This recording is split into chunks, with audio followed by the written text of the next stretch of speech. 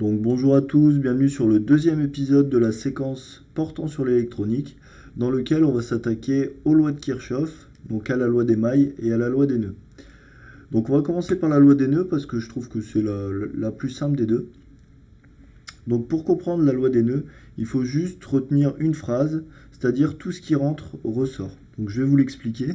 Imaginez un point A ici, avec des courants entrants et des courants sortants. C'est-à-dire des courants qui rentrent dans ce point A et des courants qui sortent de ce point A. Donc ici, on voit que I1 et I3 rentrent dans le point A, donc sont des courants entrants. Et I2, I4 et I5 sont des courants sortants, c'est-à-dire qu'ils sortent du point A.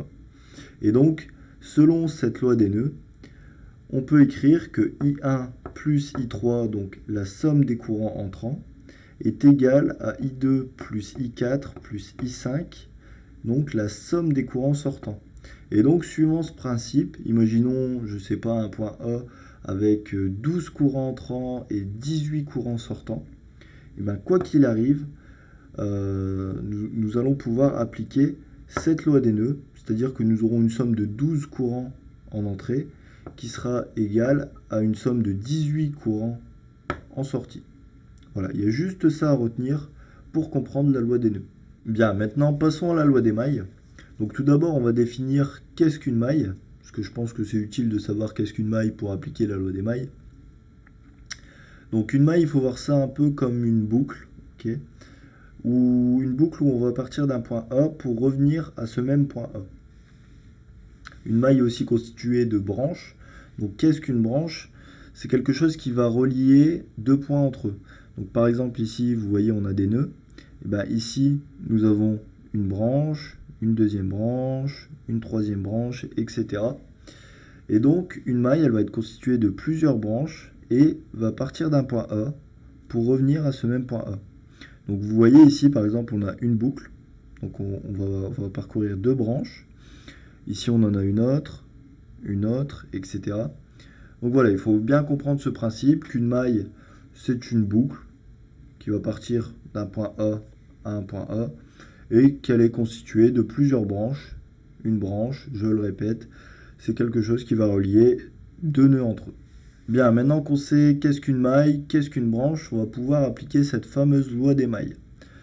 Donc cette loi nous dit que la somme algébrique des différences de potentiel le long d'une maille parcourue dans un sens donné est nulle. Peut-être que quand je vous dis cette phrase comme ça, elle vous paraît un peu vague, donc on va la décortiquer bout à bout. Donc déjà dans cette phrase, on nous dit parcouru dans un sens donné. Donc ça veut dire qu'il va falloir donner un sens à notre maille. Donc qu'est-ce que j'entends par donner un sens? C'est le sens de parcours qu'on va appliquer lorsqu'on va appliquer notre loi des mailles. Donc on peut donner un sens de parcours dans ce sens. On peut très bien aussi le donner dans ce sens. Et voilà, lorsqu'on va calculer notre somme des différences de potentiel dans notre maille, on va toujours respecter un sens qu'on aura prédéfini avant. Donc ensuite, que nous dit la phrase que je viens de lire? Elle nous dit que la somme algébrique des différences de potentiel le long d'une maille est nulle. C'est-à-dire que tout simplement, on va suivre le sens qu'on a fixé et on va additionner les tensions, les différences de potentiel. Donc ici, par exemple, on voit que dans cette maille, lorsqu'on part de ce point-là, on a UR1 qui est positif. Ensuite, hop, on descend, on voit qu'on a E1 mais négatif, donc moins E1. Et ensuite, on arrive ici, on a UR2 qui est encore une fois dans le bon sens, donc plus R2. Et tout ça, donc la somme de ces différences de potentiel, elle est égale à 0. Donc si vous vous souvenez plus des conventions récepteurs, conventions générateurs, je vous invite à regarder la vidéo précédente où je l'explique. Parce que là, dans la loi des mailles, c'est très très important de bien comprendre, de bien savoir placer le sens de nos tensions. Parce que vous voyez que selon le sens de cette tension, on va avoir une tension plutôt négative ou positive. Donc par rapport à ce que je viens de dire, donc on part de ce point-là, on voit que UR1 c'est dans dans le sens positif, on va dire, de notre sens qu'on a fixé, donc UR1. Ensuite, on arrive au générateur qui est dans ce sens alors qu'on parcourt la maille, dans ce sens, donc moins E1. Voilà, on continue de parcourir notre maille. On arrive ici, UR2 dans le bon sens, donc positif, plus UR2 est égal à 0. Voilà, c'est tout simple. Voilà la loi des mailles. Vous savez maintenant appliquer la loi des mailles. Donc pour voir si vous avez bien compris, on va faire celle-là ensemble. Donc on va partir de ce point-là. Donc on parcourt la maille dans ce sens. Donc hop, tac, UR3 dans le bon sens, donc positif. On continue notre maille. UR4 dans le bon sens, donc positif. R4. Hop, on arrive à E2 dans le mauvais sens, donc négatif. E2. Et bien sûr, tout ça est égal à 0. Voilà pour la loi des mailles. Bien, maintenant passons aux exercices d'application pour voir si vous avez bien compris. Donc on va commencer par un exercice sur la loi des nœuds. Donc là, ici, nous voyons que nous avons un point A avec des courants entrants et des courants sortants. On a la valeur de 3 de ces courants et il nous manque I4. Donc le but de cet exercice, ça va être de retrouver I4. Donc on a vu que la loi des nœuds, c'est égal à la somme des entrants, courants entrants, qui sont égales à la somme des sortants. Ok. Donc là, maintenant, on va regarder quels sont les courants entrants. Donc les courants entrants, on voit qu'on a I4 et I1. On peut remplacer ça par I1 plus I4, qui sont égales à la somme des courants sortants. Donc ici, nos courants sortants, c'est I2 et I3. I2, I3. Maintenant, on va remplacer par les valeurs dont on dispose. Donc I1, c'est égal à 23. I4, ben, c'est ce qu'on cherche. I2, 42. Et I3, 9. Maintenant, on se retrouve avec ça. Donc, il suffit de passer le 23 de l'autre côté. Donc, on a I4 qui est égal à 42 plus 9, vu qu'on le passe de l'autre côté, moins 23. Donc, I4 est égal, donc 42 plus 9, 51, moins 23, qui est égal à 51 moins 20, 31, moins 3, 28. 28 mA. Donc on sait que maintenant I4 est égal à 28 mA. Bien, maintenant passons à l'exercice sur la loi des mailles. Donc ici nous avons un petit circuit électrique. Nous avons E1 qui est égal à 5 volts, UR1 qui est égal à 2 volts, UR2 qui est égal à 1 volt, et le but de cet exercice, ça va être de calculer la tension UR3. Donc première chose à faire pour la loi des mailles, c'est de fixer un sens de parcours. Donc, on va le prendre par exemple comme ceci. On va partir d'un point A pour revenir à ce point A. Donc, on va partir de là. Hop. Donc ici, nous avons moins E1, on est dans le sens inverse. Donc, moins E1 plus R3, UR3, plus UR2, plus UR1 est égal à 0. Donc maintenant, on va remplacer les valeurs par les vraies valeurs chiffrées. Donc moins 5 volts, plus UR3, bah, c'est ce qu'on cherche. UR2, 1 volt. UR1, 2 volts est égal à 0. Donc maintenant, encore une fois, on va passer tout ce qui ne nous intéresse pas, enfin tout ce qu'on connaît déjà de l'autre côté. Donc ça va nous faire UR3 est égal, moins 5 passe de l'autre côté, 5 volts, plus 1, moins 1, plus 2, moins 2. Et donc, UR3 est égal à 5, moins 1, moins 2. UR3 est égal à 2 volts. Bien, pour finir cette série d'exercices, on va faire un exercice bilan qui va reprendre toutes les connaissances qu'on a apprises au cours des vidéos. Donc le voici, on a la valeur de nos générateurs, donc E1 égale à 10 volts, E2 égale à 4 volts, et la valeur de nos résistances qui est égale à 1 kΩ. Et donc le but de cet exercice, ça va être de calculer le courant I. Donc l'objectif dans ce type d'exercice, déjà, avant de commencer à calculer, etc., faire des lois des mailles, etc., ça va être de poser les informations qu'on a.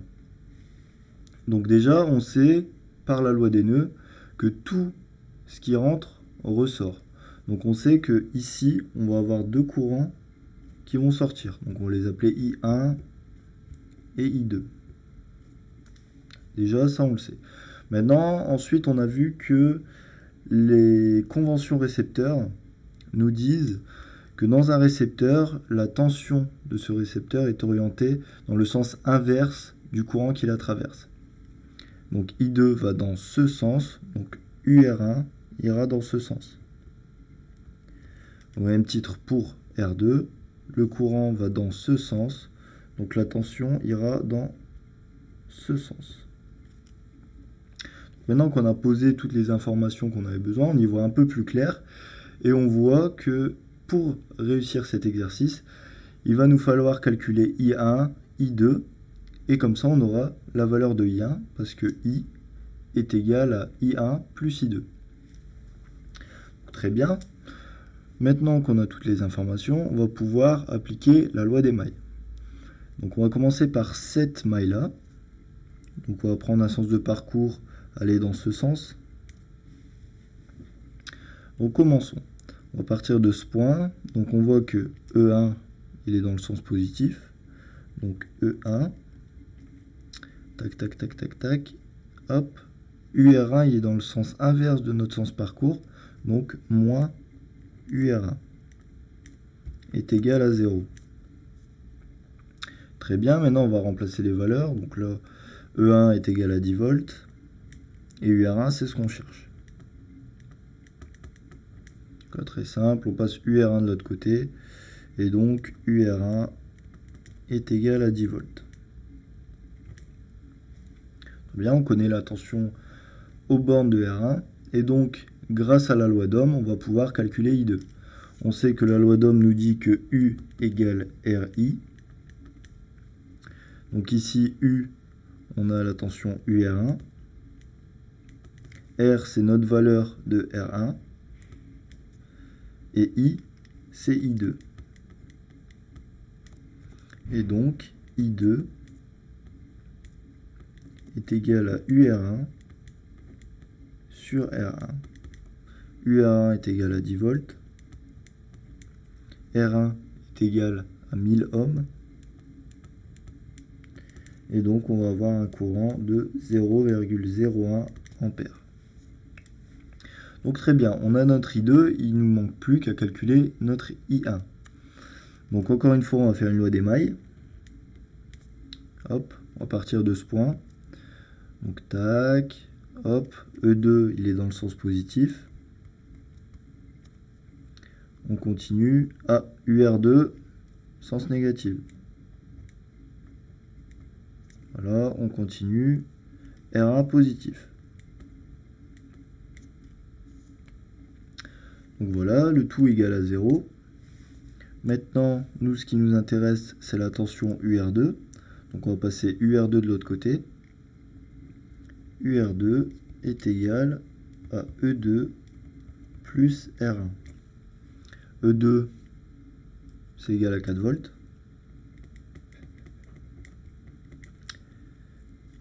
UR1. UR1, on vient de la calculer, elle est égale à 10 volts. Et donc, UR2 est égal à 14 volts. Maintenant, même principe que pour la dernière fois. Donc on a notre loi d'Ohm. Et donc I1 est égal à la tension aux bornes de R2 divisé par la valeur de R2. Donc ici, on a vu que UR2 est égal à 14 volts divisé par la valeur de R2 qui est de 1000 ohms. Et donc on aura I1 égale 0,014 ampères. Donc maintenant on a la valeur de I2, on a la valeur de I1, donc on a la valeur de I. Par loi des nœuds, donc par loi des nœuds,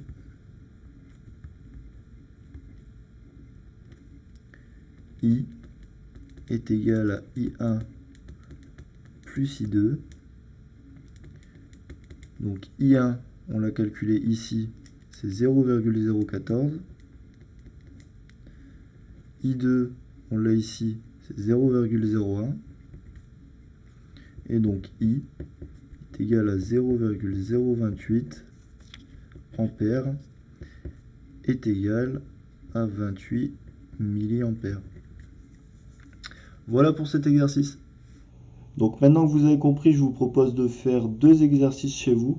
Donc le premier, le but, ça va être de calculer la tension UAB. Donc je vous donne la valeur des différents courants, I1, I2 et I3, et la valeur de la résistance.